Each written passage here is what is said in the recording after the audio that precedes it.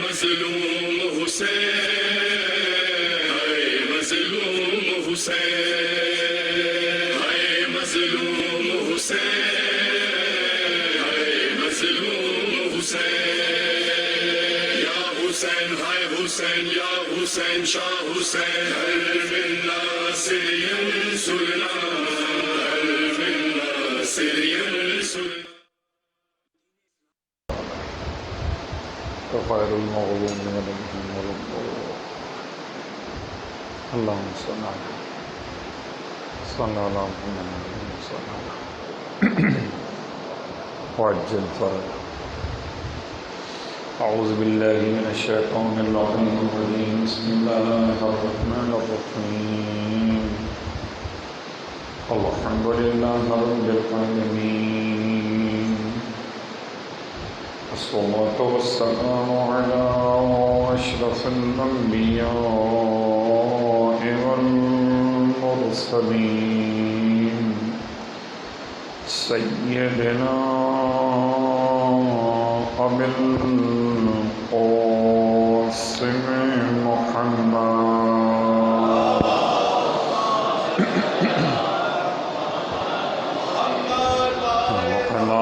أهل بيته الطيبين الطاهرين، واللعنة الدائمة على أعدائهم أجمعين. الله بعد، فقد قال الله تبارك وتعالى في كلامه الحميد وفرقانه المجيد قوله الحق وهو أصدق القائلين. بسم الله الرحمن الرحيم. عباد الرحمن الذين يمشون على الأرض هونا وإذا خاطبهم الجاهلون قالوا سلاما. صلوا على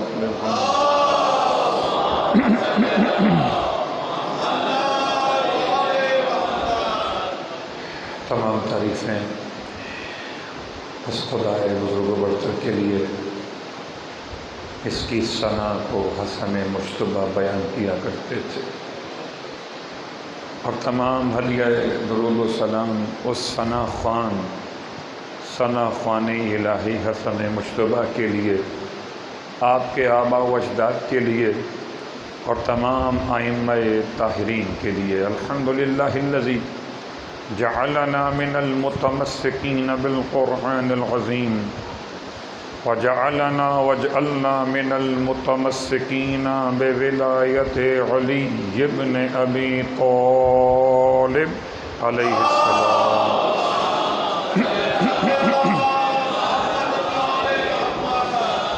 عظم اللہ اجورنا واجورکم بمصابنا بالحسن ابن علی علیہم السلام، وجعلنا وإياكم إن شاء الله من الطالبين بصاره مع وليه الإمام المهدي من آل محمد عليهم السلام.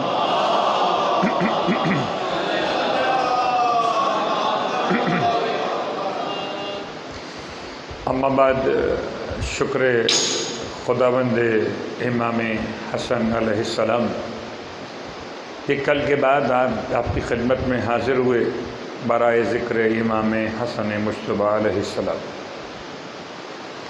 یقیناً ساری زندگی انسان امام حسن مجتبیٰ کا ذکر کرتا رہے مگر حق تو ادا نہیں کر سکتا. اللہ اکبر. اسے خدا کا رسول حسن کہے، اس کے حسن کو میں اور آپ کیا بیان کر سکیں گے؟ عظیم شخصیت جن کا لقب تمام اہل بیت کے درمیان مشخص اور معین طور پر ہم تک پہنچایا گیا، اور لقب کریم اہل بیت علیہم الصلاۃ والسلام ہے۔ کریم کیا لطف و کرم ہے، کیا جود و سخا ہے کہ کوئی کبھی در مجتبیٰ سے خالی ہاتھ لوٹ کر ہی نہ گیا۔ اللہ اکبر۔ کل آپ کی خدمت میں بیان کیا تھا کہ پہلے بارش، پھر برف باری، پھر موتیوں کی برسات، تو جو بادل سے موتی برسائے وہی مجتبیٰ ہے، ستون مسجد سے شہد کی نہر بہائے۔ اللہ اکبر۔ آسان نہیں ہے۔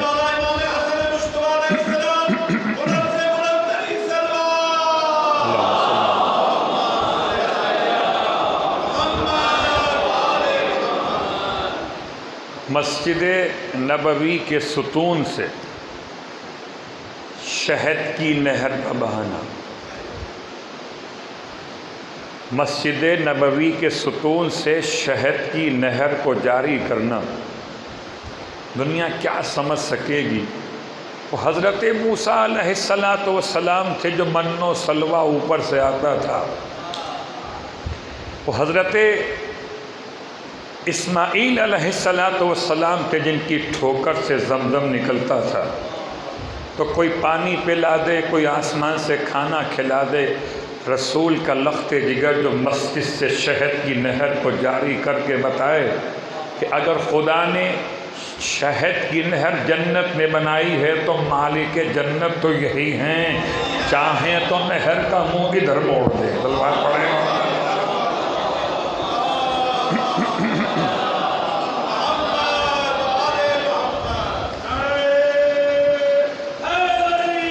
یار کیا مشکل کیا ہے مالکان جنت کے لیے، جنت کے جوانوں کے سرداروں کے لیے، اور اس میں کوئی شک نہیں کہ اس سے بہتر جملہ اور کیا ہو سکے گا کہ جنت کے جوانوں کے سردار کہہ کر حدیث میں بتا دیا کہ شباب ہو تو جنت میں رہو گے، تو شباب ہیں جنت میں رہیں گے، جن کے دل کباب ہوں گے وہ جہنم میں رہیں گے۔ کیا پہچان ہوگی؟ سرکار ختمیہ مرتبہ صلی اللہ علیہ وآلہ وسلم کی بارگاہ مقدس، ایک خاتون چلی آئی ہے، اور آنے کے بعد بوڑھی خاتون ہے، کمر جھکی ہوئی ہے، آ کے عرض کرتی یا رسول اللہ یہ تو بتائیے میں جنت میں جاؤں گی؟ بہت غور کیجیے گا، آج کل بہت سارے جنتی لوگ بنائے جا رہے ہیں، کبھی 10 کی بات ہوتی ہے، کبھی 20 کی بات ہوتی ہے، لگتا ہے جیسے کوئی ویزا مل رہا ہو US کا۔ اللہ اکبر۔ ہاں، تورا بورا کی جنت اور ہے، اور توڑ پھوڑ کی جنت اور ہے۔ جنت تو صرف ایک ہی ہے، زمین پر ہو تو کربلا ہے، عرش پر ہو تو حسین کی جاگیر۔ صلوات پڑھے محمد آل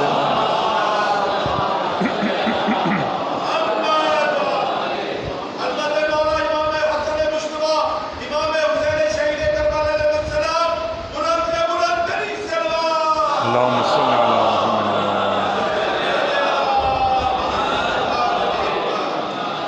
لفظ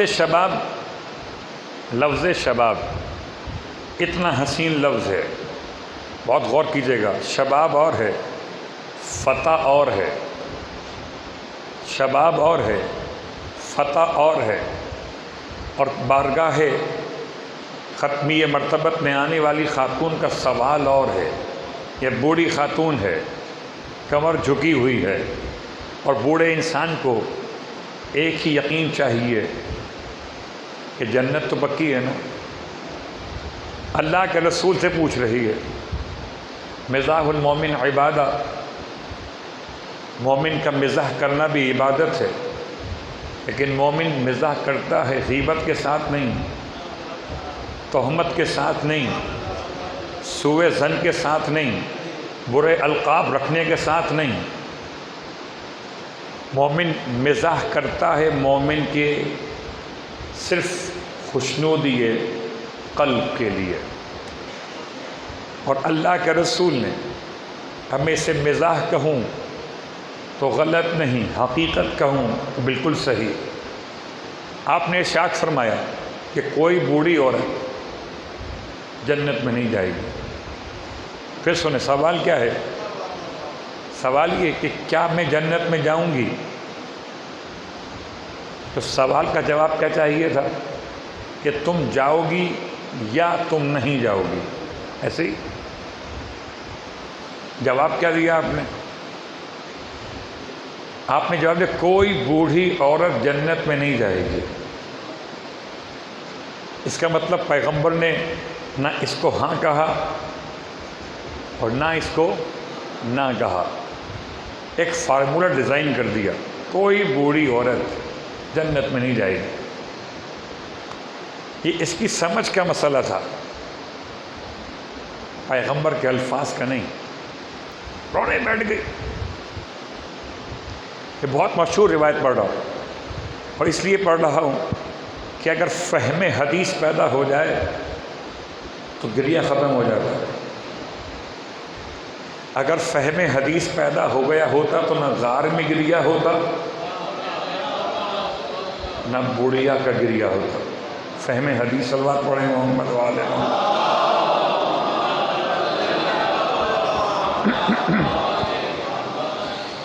اللہ کے حبیب فرماتے کوئی بوڑھی عورت جنت میں نہیں جائے گی. ٹھیک، رو رہی ہے بیٹھ کر، اور بیٹھ کر روتی بھی کہاں باہر. اتفاق سے اللہ کے رسول کے چچا جناب عباس ابن عبد المطلب علیہ السلام آ گئے. پوچھا کیوں رو رہی ہو؟ کیا جی اللہ کے رسول فرمائے کوئی بوڑھی عورت جنت میں نہیں جائے گی. کیونکہ میں تو بوڑھی ہوں تو میں جنت میں کیسے جاؤں گی؟ عباس ابن عبد المطلب علیہ السلام اندر آئے، سلام کیا، یا رسول اللہ آپ نے کیا فرما دیا اسے؟ رو رہی ہے بیٹھ کے باہر. آپ نے ارشاد فرمایا چچا کوئی بوڑھا مرد بھی جنت میں نہیں جائے گا. پھر الفاظ پہ غور کیجیے گا. فہم الحدیث، ہمارے استاد ہم سے کہا کرتے تھے بیٹا امتحان، تعلیم، تربیت میں بات یاد رکھو، فہم سوال نصف الجواب ہے. اگر کسی نے سوال سمجھ لیا تو آدھا جواب تو سوال کے اندر ہی ہوتا ہے، اور جس نے سوال ہی نہ سمجھا تو پوچھا کچھ اور ہو بتائے گا کچھ اور. سوال کا سمجھنا بھی آدھا جواب ہے. فہم الحدیث یہ سب کو حاصل نہیں ہے. جناب عباس جملہ سنا، رونے بیٹھ گئے. اب دونوں رو رہے ہیں کسی ایسی بات پر جو اس سے متعلق ہی نہیں. آپ نے تو فارمولہ بیان کیا. بلال حبشی آ گئے، ان دونوں کو روتے ہوئے دیکھا، پوچھا مسئلہ کیا ہے؟ ایک ہی مسئلہ، بوڑھا بوڑھی، نو گو ایریا جنت کا ان کے لیے.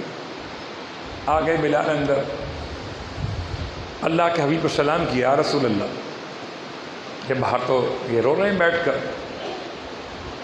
فرمائے بلال کوئی کالا شخص جنت میں نہیں جائے گا، کوئی کالا شخص جنت میں نہیں جائے گا. بلال بھی شامل ہو گئے. اذان دینا اور ہے، مزاج مصطفیٰ پہچاننا اور ہے. جب مؤذن نہ پہچان سکا تو مصلی کیا پہچانیں گے؟ جب مؤذن نہ پہچان رونے بیٹھ گئے. اللہ کے رسول مسکرائے ان تینوں کی حالت کو دیکھ کر، باہر تشریف لائے. بھائی کیوں روتے ہیں آپ لوگ؟ آپ نے تو فرمایا یا رسول اللہ بوڑھی عورت بوڑھا مرد اور کالا انسان جنت میں نہیں جائے گا؟ تو میں ہاں نہیں جائے گا، مگر جائے گا۔ بوڑھی عورت جوان ہو کے جائے گی۔ میں کہتا ہوں اگر حدیث سمجھ میں آ گئی ہوتی ان الحسن والحسین سیدہ شباب اہل الجنہ، اگر حدیث سمجھ میں آ گئی ہوتی تو کوئی بوڑھا اپنے آپ کو بوڑھا کہتا ہی نہیں، جنت میں جانے کا شوق ہو۔ اگر حدیث سمجھ میں آ گئی ہوتی، اللہ کے رسول کے پاس فالتو الفاظ نہیں ہوتے تھے کہ جذبات میں کہہ دیا، مبالغہ آرائی میں کہہ دیا سیدہ شباب اہل الجنہ، تو کیا سارے مرنے والے جوان ہی مرتے ہیں؟ فرمایا بوڑھا مرد جنت میں جائے گا جوان ہو کر، اور جو رنگ کا کالا ہو جنت میں جائے گا گورا ہو کر۔ وہ اللہ کے رسول نے دو باتیں واضح کر دی، ایک جوانی اور ایک خوبصورتی۔ جنت میں جانے کی دو شرطیں ہیں، جسم جوان ہو اور چہرے پر جمال۔ صلوات پڑھے محمد علیہ۔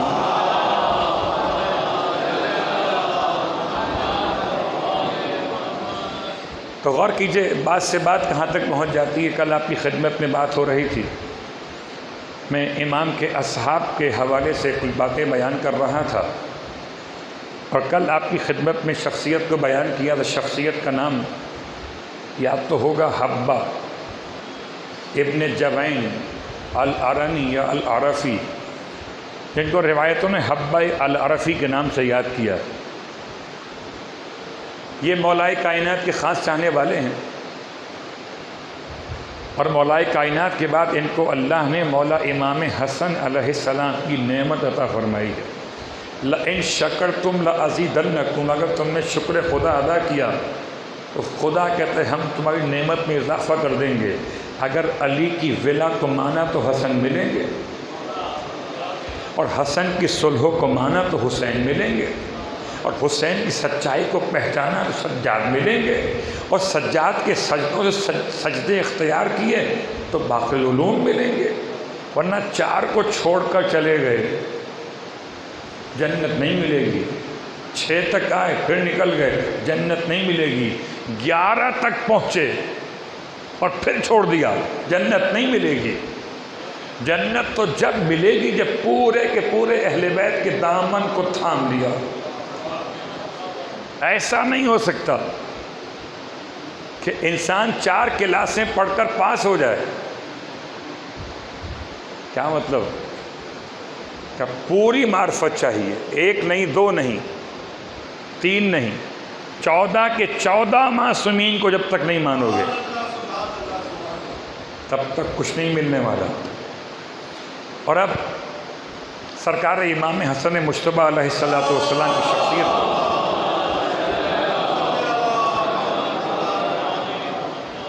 آپ کے اصحاب تک جانے سے پہلے ایک ربط قائم کر رہا ہوں کہ جو مولائے کائنات کے تربیت یافتہ تھے، انہیں خدا نے امام حسن کے حوالے کر دیا۔ کیا انتخاب تھا!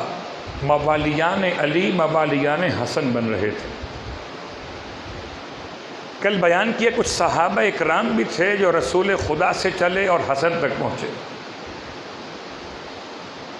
جن میں مشہور شخصیت جناب جابر ابن عبداللہ انصاری،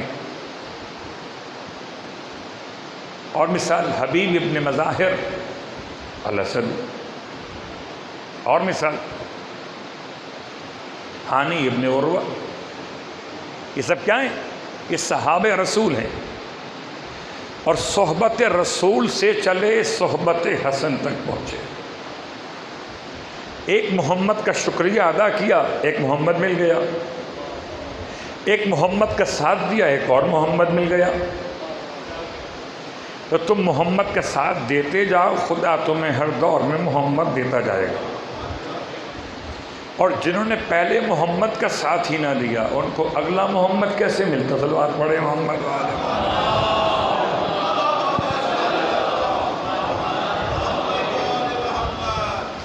تو مولا کے ساتھ، مولا کے چاہنے والوں میں مولا کائنات کا دور کیا تھا؟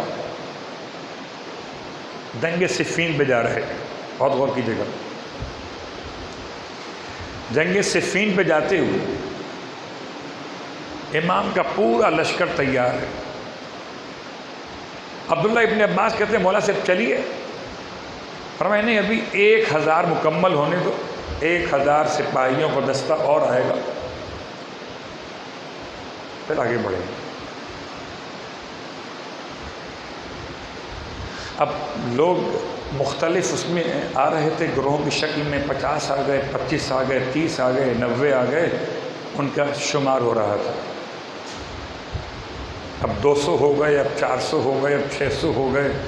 قبلہ آپ کو اندازہ نہیں ہے کہ یہ گنتی کتنا مشکل کام تھی۔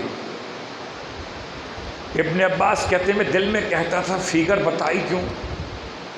نہ فیگر بتائی ہوتی نہ زحمت ہمیں ہوئی ہوتی، ویسے ہی فرما دیتے کہ لوگ آئیں بچلیں گے، اب گننا پڑ رہا۔ یہاں تک گنتی کرتے کرتے 999 پر آخری آدمی آ گیا۔ کتنے؟ 999 آخری آدمی۔ امام کا فرمان کیا تھا؟ 1000، ابھی ایک کم ہے۔ بالکل اسی انداز سے جیسے سرکار امام حسن، ساتھ میں زبیر کی اولاد سے شخص، اور دونوں کا سفر صحرا کا، اور صحرا میں کہیں کھجور کا درخت سوکھا، امام کی دعا سے ہوا تازہ، اور پھل آئے بالکل تازہ اپنے مقام پر۔ کبھی امام حسن سے سوال کیا حاکم شام نے کہ یہ بتاؤ حسن، تمہارے نانا تو بتا دیا کرتے تھے کہ کس باغ میں کتنے من کھجور اترے گی، تم بھی علم رکھتے ہو؟ فرمائے نانا سے جو لوگ پوچھتے تھے وہ اتنا ہی پوچھتے تھے، مجھ سے چاہو تو یہ بھی پوچھ لو کہ کتنی تعداد میں اترے گی۔ وزن اور ہے، گنتی اور ہے۔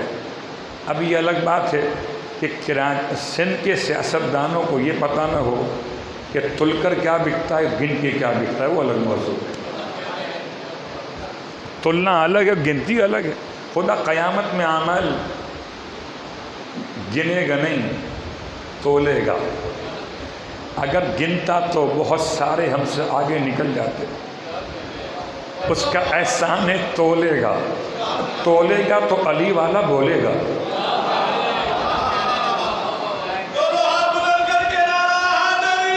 یار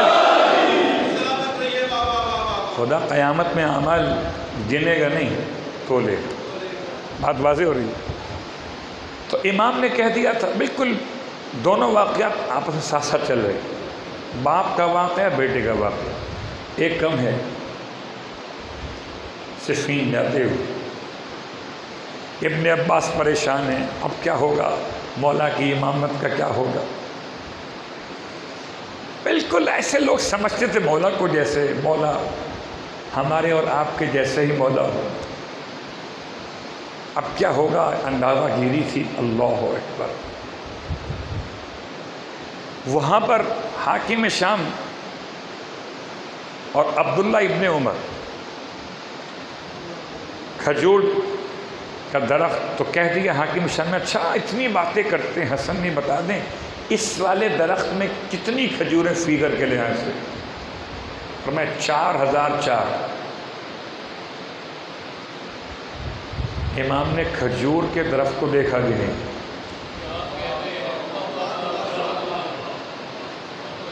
کھجور کے درخت کو دیکھا بھی نہیں۔ ہو سکتا ہے اندازہ ہو جاتا ہے یہ بڑا گچھا ہے، یہ چھوٹا گچھا ہے۔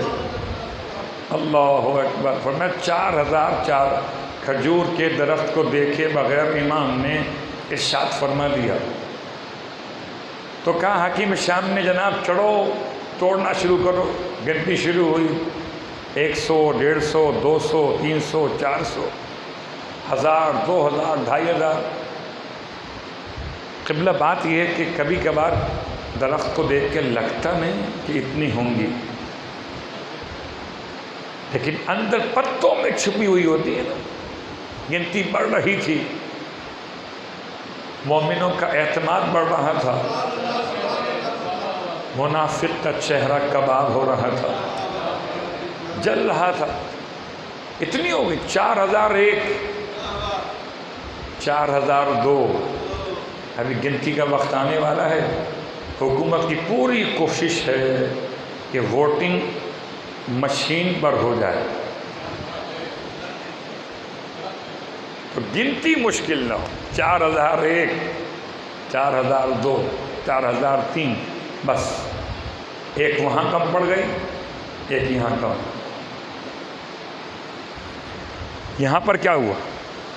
بابا کے یہاں کیا ہوا؟ عبداللہ ابن عباس کہتے ہیں مولا سے کہ مولا اب تو کوئی نہیں آ سکتا، تو سب جتنے آنا تھے ہماری لسٹ مکمل ہو گئی، ایک کم رہ گیا. اور چلیں دل میں کہتے تھے، اپنی کتاب میں پڑھا ان کے الفاظ، شاید راوی سے انہوں نے کہہ دیا کہ کیا ضرورت تھی اتنی باریک فگر بیان کرنے کی، کیا ضرورت تھی کہ 1000 کہہ دیا، ایک کم پڑ گیا. اللہ اکبر. غور کیجئے گا. ابھی بات کر رہے تھے، امام فرماتے ہیں گھبراؤ نہیں، بس فگر مکمل ہوگی. ابھی بات کر رہے تھے کہ غیر متوقع طور پر کوفے سے نہیں، یمن کی طرف سے ایک شخص اونٹ دوڑاتا ہوا پہنچا ہے. ابن عباس تو کوفیوں کو گن رہے تھے، انہیں کیا پتا کہ یمنی بھی تولی والے ہیں. یمن سے اونٹ دوڑاتا ہوا شخص پہنچا ہے، اور جیسے ہی پہنچا امام کی خدمت میں آیا. کون آیا ہے؟ نام پوچھو. اویس آ گیا. اویس آ گئے. اللہ کے رسول نے تمہیں سلام کہا تھا. اللہ کے رسول نے اویس تمہیں سلام کہا تھا، اور تمہارے آنے کی خبر مجھے محمد مصطفیٰ دے کے گئے تھے.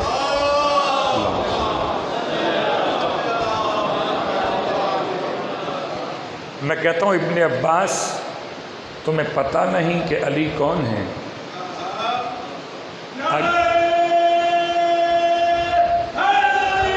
یا علی.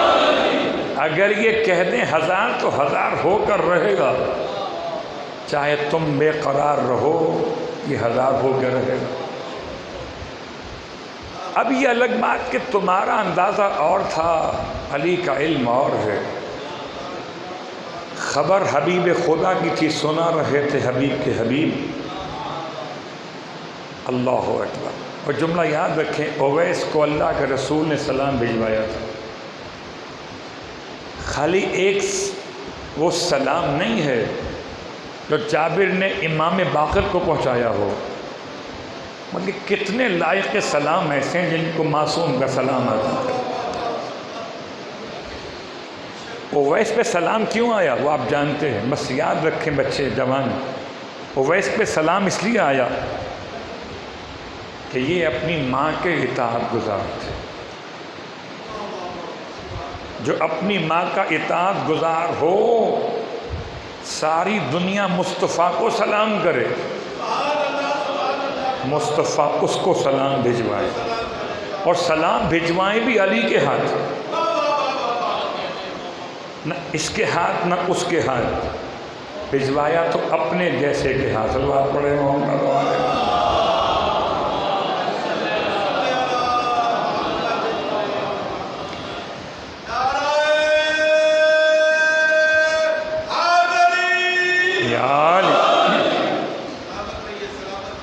اور اب بیٹے کا واقعہ مکمل کر دیں، پھر اپنی شخصیت پر، اور آج بات مکمل کریں گے جو وقت 9 بجے تک کا ہمارے پاس ہوتا ہے. اللہ کے نمائندے، اور گنتی مکمل ہو رہی ہے 4003، 4004 مکمل نہیں ہوئے۔ امام نے ارشاد فرمایا عبداللہ سے، وہاں عبداللہ ابن عباس ہیں، یہاں بھی عبداللہ ابن عمر ہے، ارشاد فرمایا کہ وہ جو ایک کھجور چھپائی ہے تم نکالو گے کہ ہم نکال لیں؟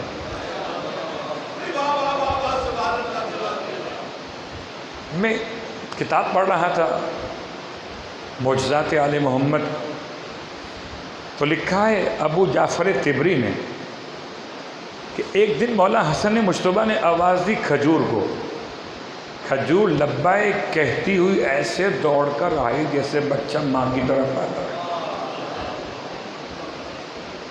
امام نے ارشاد فرمایا عبداللہ ابن عمر سے کہ تم خود نکالتے ہو جو چھپائی ہے کہ ہم نکال لیں؟ مصلحت کا تقاضا یہی تھا کہ یہ نکال لیں۔ وہ تو کہہ رہے تھے حسن کیا ہو گیا، ایک آدھ کم ہو گئی تو کیا ہو گیا، بہت بڑا علم ہے آپ کا، 4003 کھجوریں ہو گئی، ہم نے آپ کو آقا مولا مان لیا کہ نہیں، جب میری زبان سے 4 نکلا تو 4 ہوگا۔ اسبق بن نباتہ کا تذکرہ آج آپ کی خدمت میں ہے۔ ان کی کنیت ہے ابو القاسم، نام اسبق، باپ کا نام نباتہ، دادا کا نام حارث، تمیمی بھی ہیں، حنظلی بھی ہیں، دارمی بھی ہیں اور کوفی بھی ہیں۔ بات واضح ہو رہی ہے؟ اور ایک اور ان کا لقب لکھا ہے مجاشعی، شجاعت کے اعتبار سے محدث اور فقیہ، عالم اور عالم، عامل، عمل کرنے والے بھی، صاحب علم بھی۔ ان کے بارے میں بھی اختلاف ہے کہ یہ اللہ کے رسول کے صحابہ میں تھے یا نہیں تھے۔ البتہ ان کی ولادت واقعات کو دیکھتے ہوئے لگتی ہے کہ ہجرت کے سال کے پہلے ہو چکی تھی، ہجرت سے پہلے، کیونکہ جب دور خلافت اول تھا تب ان کا واقعہ ملتا ہے اسبق کا۔ مولا کائنات علی ابن ابی طالب علیہ السلام کے پاس بیٹھے ہوئے،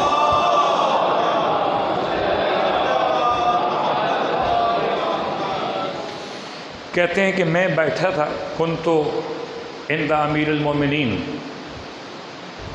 یہاں تک کہ حاضر موت سے ایک شخص امام سے ملنے کے لیے آیا۔ پورا واقعہ بیان کرتے ہیں تو یہ واقعہ ہے خلافت اول کے دور کا، اور خلیفہ اول کا دور ہے 2 سال اور کچھ مہینے، 3 مہینے غالباً، 2 سال 3 مہینے کے دور کے درمیان کا واقعہ ہے، اور اس وقت جناب اسبق کی عمر 20 یا 22 سال۔ تو اس کا مطلب امام حسن کے دور تک جاتے جاتے یہ ہو گئے ہوں گے بوڑھے۔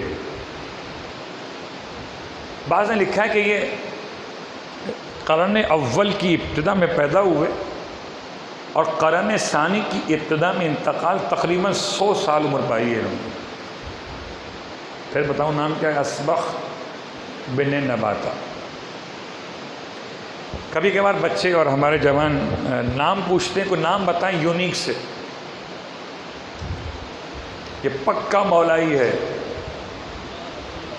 اس کو میں نہیں کہہ سکتا ان کی زبان میں کہ بدبودار شیعہ ہے۔ صلوات پڑھیں محمد والے محمد۔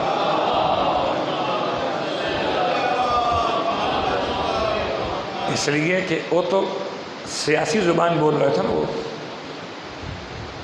شیعہ کے لفظ میں تو خوشبو آتی ہے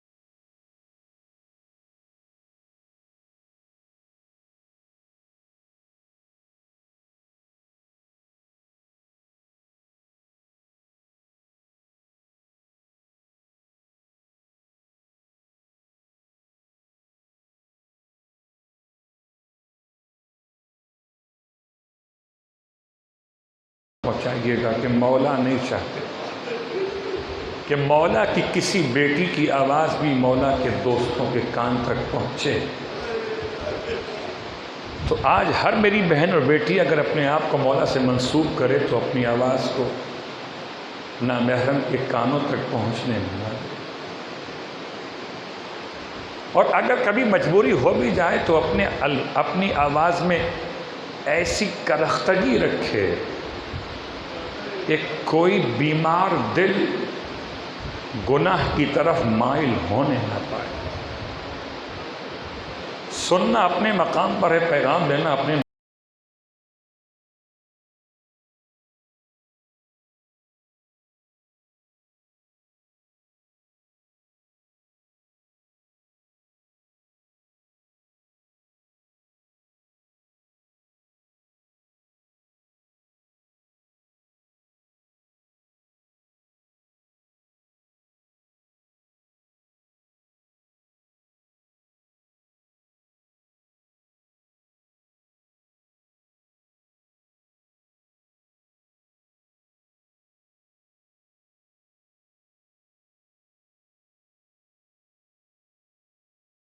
جانا تو یقیناً ناقابل برداشت ہے۔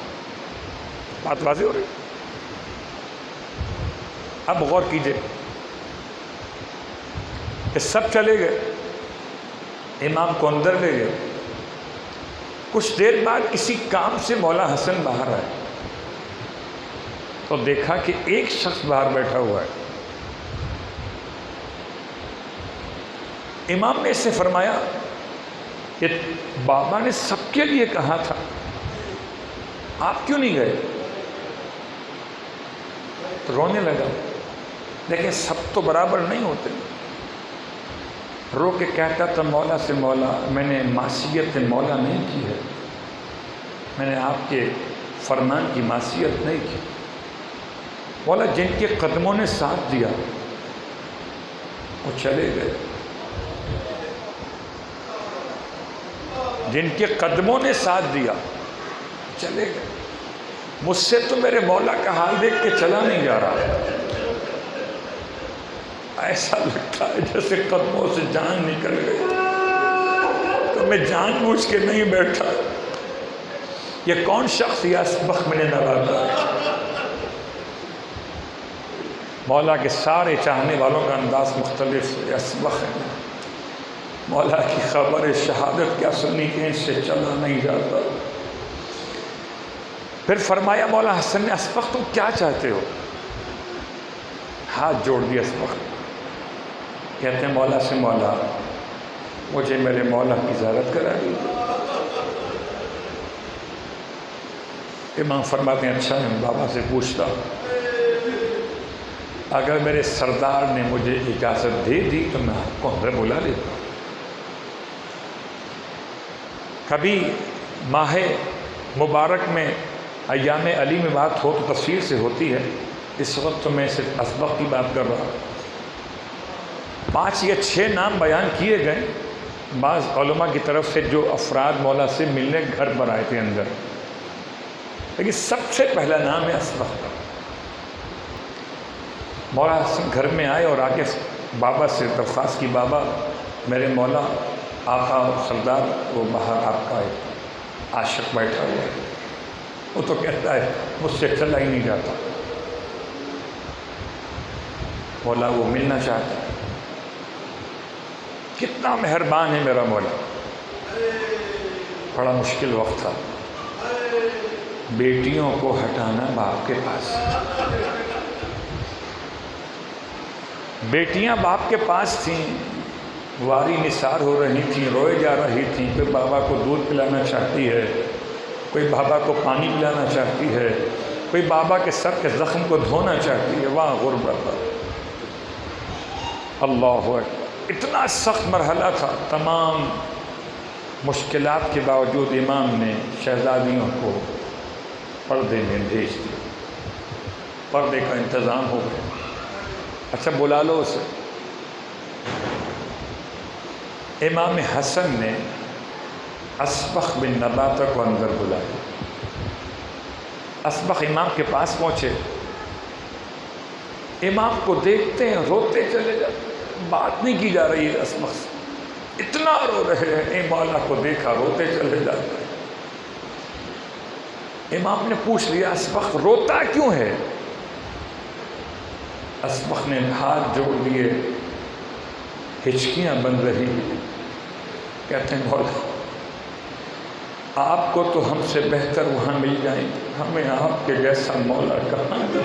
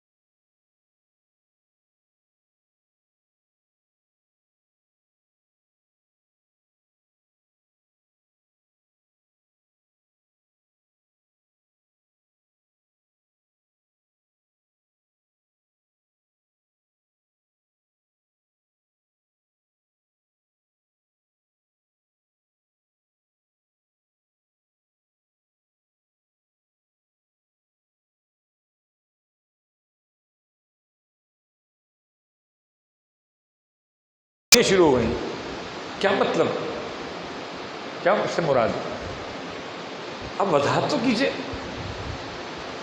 اسبق میں نے کہا کہ مجھے جتنا حکم دیا گیا تھا انہیں اتنا بیان کیا۔ اب اگر تم تفصیل پوچھنا چاہتے ہو پہلے میں پیغمبر سے پوچھوں گا۔ اللہ اکبر، کیا اطاعت گزار پیغمبر تھے میرے مولا، پلٹ کے بعد کے ساتھ کہتے ہیں اسبق میں نے آ کے پوچھا اللہ کے حبیب سے، یا رسول اللہ، لوگ پیچھے پڑ گئے، کہتے کھول کے بتائیں، تفصیل سے بتائیں کیا مطلب ہے اس کا۔ فرمایا یا علی جا کے بتا دیجئے کہ میں اور آپ اس امت کے باپ ہیں، جو اپنا نسب بدل دے اس پر خدا اور اس کے رسول کی لعنت۔ یا علی، میں اور آپ اس امت کے آقا اور مولا ہیں، جو غلام اپنے آقا سے بھاگ جائے اس پہ اللہ اس کے رسول کی لعنت ہے۔ تیسرا اور آخری جملہ، یا علی جا کے بتا دیجئے کہ میں اور آپ اس امت کے مزدور ہیں، جو ہماری مزدوری روک لے اس پہ اللہ اور اس کے رسول کی لعنت۔ واہ غربتا اسبق، تم نے حدیث کا سوال کر کے دنیا کو یہ بات سمجھا دی کہ جس کا وسیع زہر آلود تلوار کھانے کے بعد بھی حدیث نہ بھولتا ہو، وہ نبی بخار میں کیسے بھول سکتا تھا؟ اس وقت تم پر سلام ہو، لیکن اس وقت تم کہاں تھے جب نبی زاویہ چادر نہ ہو رہے تھے؟ اللہ اکبر۔ رونے والوں، بڑا مشکل وقت، بڑا مشکل وقت، تفصیل کا وقت نہیں ہے، صرف اشارے کر رہا ہوں۔ کتنا مشکل وقت تھا جب شیریں نے مولا سے کہا تھا، مولا یہ رخصت تو کر رہے ہیں مگر وعدہ کریں میرے گھر آئیں گے نا؟ امام نے سر جھکا لیا، پھر کہتی ہے وعدہ کریں۔ امام فرماتے ہیں وعدہ میرے سر کے ساتھ رہے گا۔ کہتی تھی شیریں سمجھ نہ سکی، اچھا آپ آئیے گا تو اکیلے مت آئیے گا، شہزادیوں کو ساتھ میں لائیے گا۔ جناب زینب آگے بڑی، فرمایا کہ پہچان لینا شیریں ہمیں۔ پھر جب رخصت کر رہے تھے امام فرمایا شیریں یاد رکھنا کسی کے تماشے کو نہ جانا۔ آئے قافلہ لٹا ہوا کس طرح شیریں کے گھر آیا ہے، کٹے ہوئے سر ہیں، بیویوں کے کھلے ہوئے سر ہیں۔ بی بی رو کے کہتی تھی یہ بتا کہ تو اس گھر کی مالکن ہے تو کیا ہم اپنے شہید کا ماتم کر لیں؟ ہم نے اپنے شہید کا ماتم نہیں کیا ہے۔ اس نے کہا ہاں میرا گھر ہے، تمہیں اجازت ہے، جتنا چاہو ماتم کرو۔ فرمایا اچھا تیرا شکریہ۔ فرمایا واہ حسین، حسین کا نام سنا۔ شیریں نے ہاتھ جوڑ دی، یہ نام مت لینا۔ کس طرح گریہ کریں کہ اپنے شہید کے بیٹوں کے نام لے کے رو لو، کہ یہ بھی منظور ہے۔ فرماتی تھی ہائے اکبر کا بابا، ہائے اصغر کا بابا۔ ارے شیریں نے کہا یہ بھی نام نہ لیجیے، بیٹیوں کے نام لیے تو رونے لگی، بہنوں کے نام لیے تو رونے لگی۔ آخر میں کہتی ہے آپ کو قسم بتائیں آپ ہیں کون؟ تب فرمایا سر اٹھا کر شیریں نہیں پہچانا، ارے تو نے ہی تو مہمان بلایا تھا۔ اب سمجھ میں آیا سر حسین وعدہ وفا کر رہا تھا، بیویاں کھلے سر تھی، شیریں کے گھر ماتم حسین۔